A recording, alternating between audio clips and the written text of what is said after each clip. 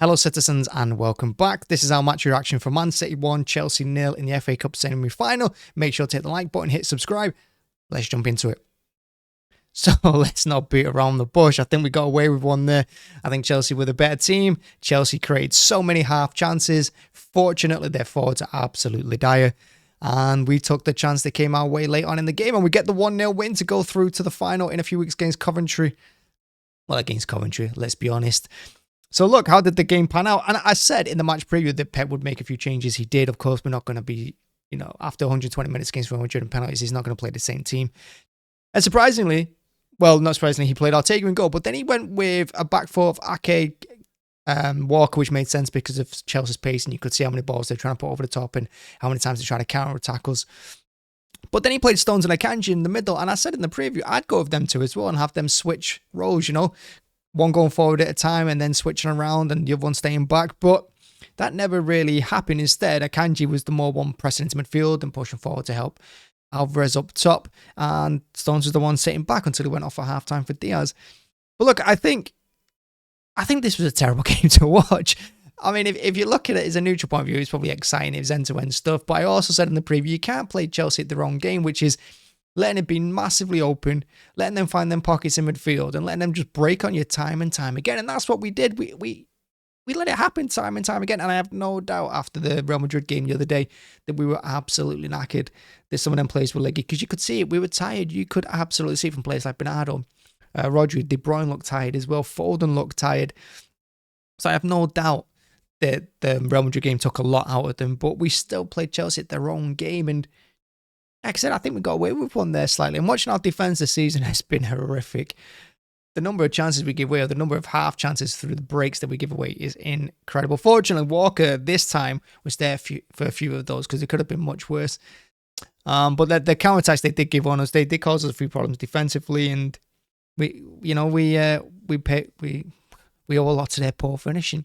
But look, let's look at us. How did we play? Well, like I said, after the Real Madrid game, you're looking for a response, you're looking for the players to bounce back, and you could see how much this game meant to them. When Bernardo scored that goal in the second half, you could see him go absolutely crazy. He loved it. And at the full-time whistle as well, he went mad again, and so did all the players. They looked absolutely drained emotionally and physically in that game. So this was a big game because it could have derailed our season. It could have derailed it. But we're back on track. We're in the FA Cup final, which is nice. It'd be nice for Pep to get through to that one as well. Because I think in the FA Cup in recent years, we've let ourselves down far too many times. Like we have in the Champions League, the FA Cup and Champions League, they've both been very disappointing, I think, for us. I think we could have won more of them, or reached a final more often at least.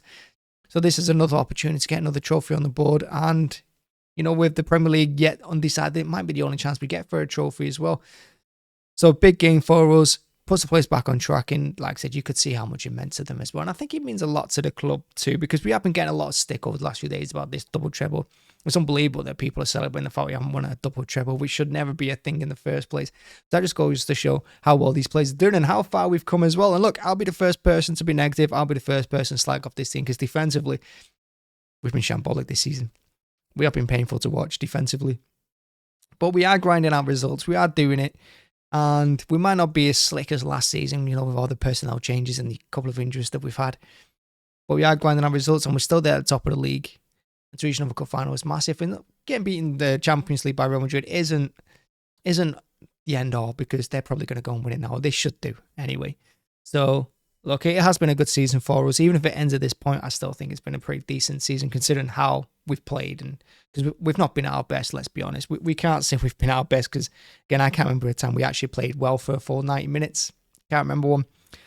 So yeah, good result for us, and yeah, it's just about going on now. I think it's Brighton away next on Thursday. That's going to be a huge game as well. And if we can get through that game with a win, massive. Honestly, we're in such a good position for the end of the season, which is good. But yeah, we played Chelsea at the wrong game. We did look vulnerable on the counter-attack yet again. And yeah, we did well. There's a couple of key moments in that one. The Grealish handball. I don't think it's handball. I think he had his hand on... Was it Alvarez he had his hand on? I think he had his hand on Alvarez. Alvarez jumped apart from him, so as his hand came back, he tried to pull it in. It's not handball. It's just one of those things that happened. And he wasn't even looking at the ball anyway. I know that's no excuse, but it's not handball. But yeah, other than that, it's not really any more key moments to talk about, is there? the Chelsea fans will rue their missed chances, so will rival fans as well. And for us City fans, we just get to celebrate again. But yeah, better performance needed going forward, I think. And I think a couple of days off from Pepe would be great for the players too. As for a couple of other things as well, I saw online Haaland getting a lot of stick. Look, the thing about Haaland is that people will complain and say, rival fans will go on about, you don't touch the ball 14 times, 15 times. You see a lot of things being thrown around about being an average footballer these days. They weren't saying that last season, but this season is an average footballer. You don't touch the ball 15 times, and then when he doesn't score, it's like he goes missing in games. Well, you've just said it. The team just don't supply him. And we saw it with Alvarez today. The team just do not supply him often enough. That's what, when Haaland's on the pitch, he takes the whole centre, like their whole defence is on Haaland pretty much every time he plays. So like today when he wasn't playing, that also gave them more space as well to it, because their centre-backs weren't that concerned about Alvarez. And you could see that because they were pushing higher up, Chelsea. They were higher up and condensed and compact in that midfield. And they were happy to give us the space out wide because they owned it all in the middle. And that's because we didn't have Haaland taking up the centre-halves. So you can see what him missing does for us. Looking at Pep as well, seeing some things online about sacking Pep and getting rid of him because of the loss to Real Madrid. Look, we got beat on penalties to Real Madrid. It was a poor Real Madrid team, but we only got beat on penalties. We are in the final of the FA Cup. We're still fighting for the Premier League. Yeah, we've been terrible this season. I'll say it. We've been terrible. I don't think we've been good to watch at all. I think we've been boring. I think we've been lackluster. I think we've been too slow on the ball. I think we played into other teams' hands too often. And maybe teams have found us out from last season as well, because teams are sitting back. Even Liverpool, United, Arsenal, it doesn't matter who we play against, even Real Madrid, it doesn't matter who you play against, they get all 11 players behind the ball and sit on the edge of their box and try and counter us. That has been from game one, minute one. And the time wasting against all these teams as well has been horrific. Chelsea did it today. So we're still scaring teams. We're still doing the right things. It's just, the players just, they haven't reached that level from last year. That's all that's mad. And I think going into next season, to say you want to sack Pep is absolutely mad, because who do we get after this? The only one I can think of who's had a better season than Pep is Alonso by Leverkusen, but can he do it at another club? Is Bayer Leverkusen going to be his coup de grace, as it were? Is it going to be like a perfect match for him? Will he feel it somewhere like Real Madrid, Bayern Munich, City, United? We don't know.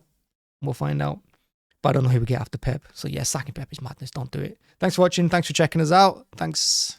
And if you like the show, help the channel grow. Hit like, hit subscribe. Definitely hit like though. Really appreciate it. Thank you very much. Bye-bye.